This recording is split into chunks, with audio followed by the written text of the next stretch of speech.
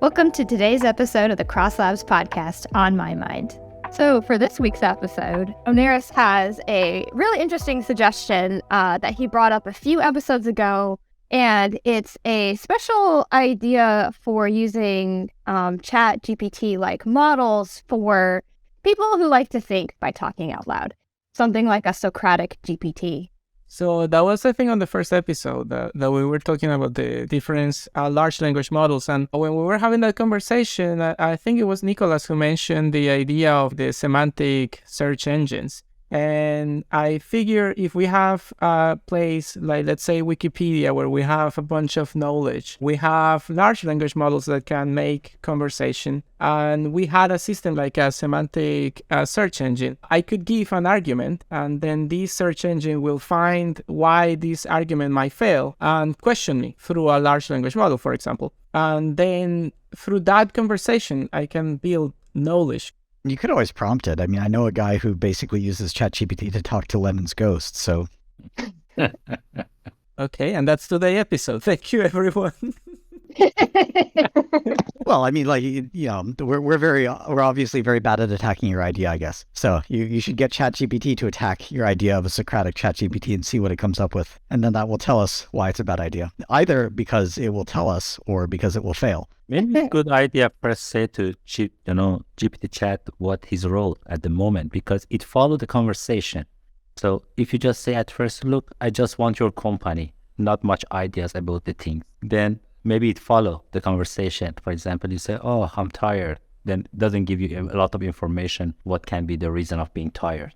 I said I'm very tired from work, very long day. And it was like, I'm sorry to hear that. What kind of work do you do? It sounds like you had a pretty demanding day. Wow, that's good. Mid-conversation, Yeah. Good. This is the beauty of ChatGPT that follow the conversation, especially if you consider privacy issues. It can get much values because with ChatGPT, you can talk about everything without any, consideration or limit or a lot of things. You sure about that? For example, I like to think like that. Especially recently, a lot of friends and relatives asked me, what's that? We need it. We want to install it on our phone. And we heard it give very good consultation about a lot of things that we cannot discuss with the people. Oh, God. If people are using it that way, I would absolutely advise against that. But they were happy.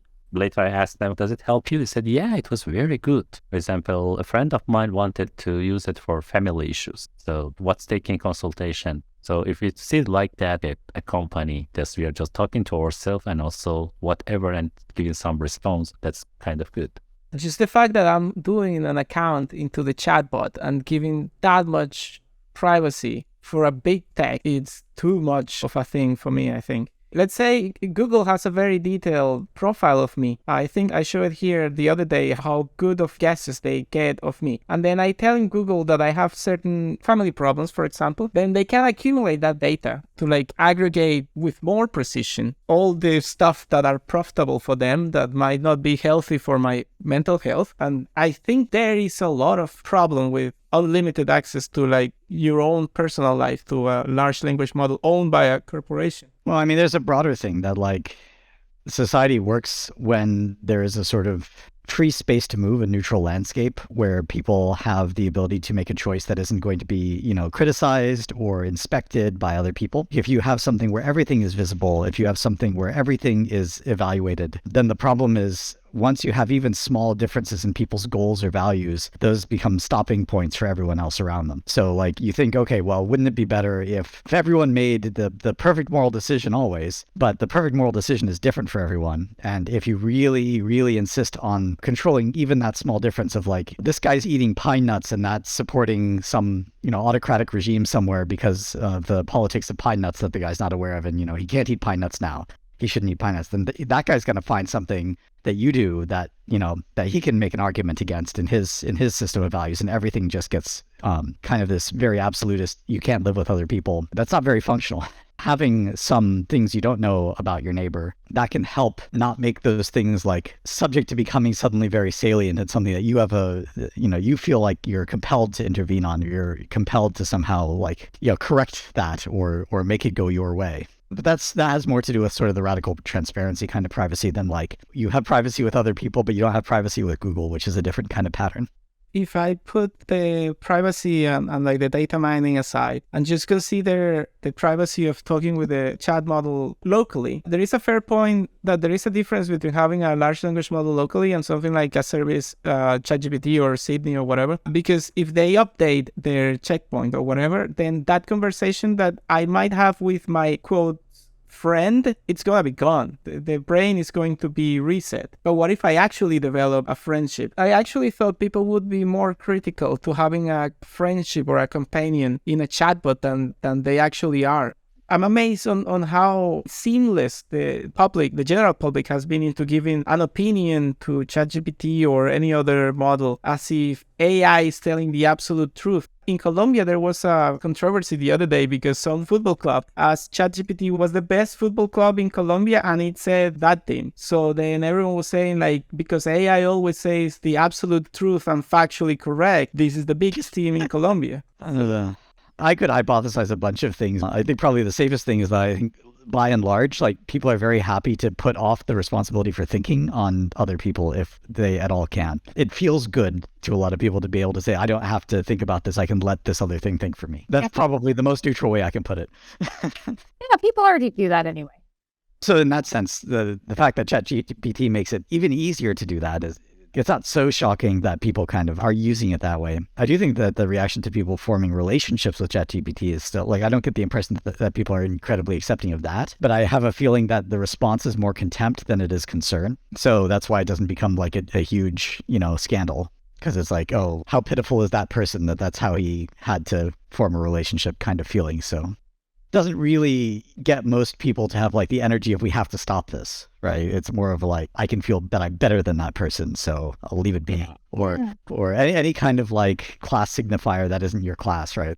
Oh, you don't know what fork to use at this dinner. You don't use the proper glass for the wine that you're drinking or for the alcoholic drink that you're drinking. People look for things that they can hold a contrast between themselves and others and put themselves higher, right? And then when someone reveals that they don't align with that code, then it's like an instant, aha, I could be superior. I have some social leverage in the situation. And the thing about that is like, it's not actually profitable to those mechanisms to actually stop there from being a difference. Like if everyone knew all of the fancy forks, you wouldn't be able to hold it over the lower class people that they don't know the fancy fork.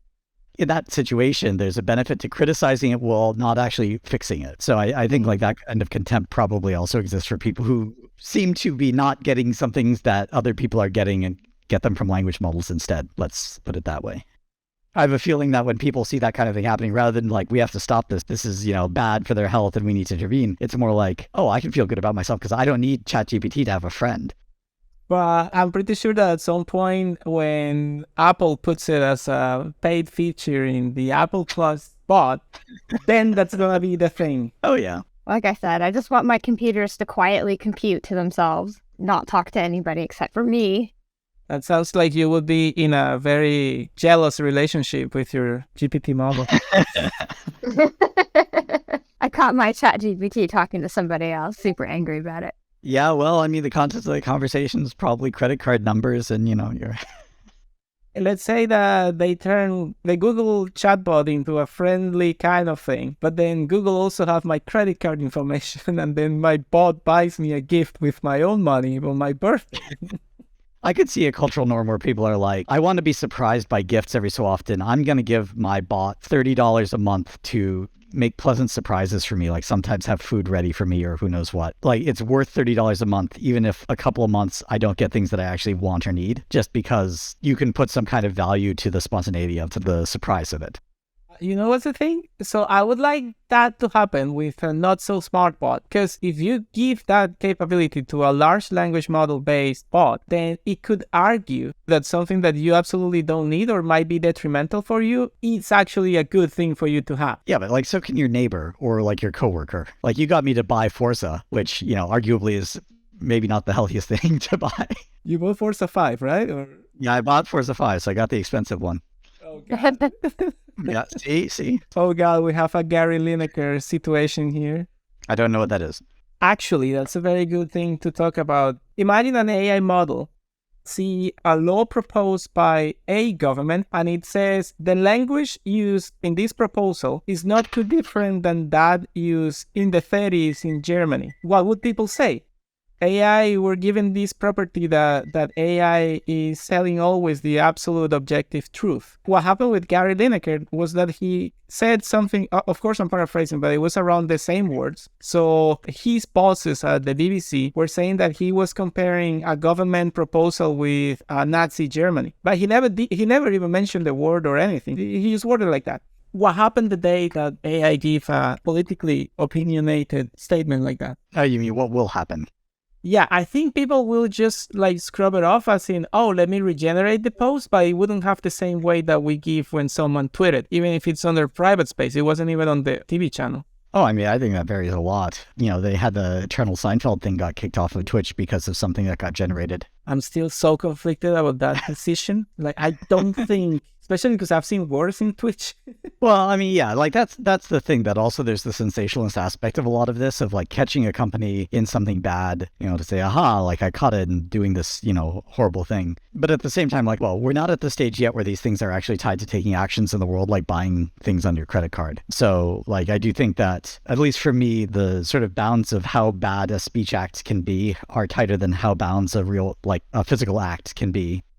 And that ChatGPT generating something, especially if someone poked it and manipulated it to generate it, it kind of doesn't register to me versus something where like some other AI is denying a loan for someone or suggesting a medical operation that gets them killed or something like that. The thing is like ChatGPT generates so much more of these decisions, and it's so much more possible for people to poke at it. If a Tesla crashes or something on the self-driving mode and someone dies, like, yeah, people do talk about it, but it's much more ambiguous. You can't like I guess you could try to get the Tesla self-driving thing to crash itself, but most people aren't going to put their lives on the line to prove a point. Yes, but then in Colombia, we had this judge that was conflicted about a choice he had to make about health coverage of a kid that was like very sick. And he prompted that question to ChatGPT and used the ChatGPT made argument to rule in the lawsuit. But like to me, that's much, much worse than any amount of text that could be generated in the Eternal Seinfeld thing. You know, even if the text wasn't obviously offensive in the court case, that is actually disrespectful of the reason why that judge had to actually get accredited and everything to be in that position. You know, it is actually making an important decision in someone else's life. And Eternal Seinfeld saying something racist or you know, it's not that it's good, but it's a different level of thing.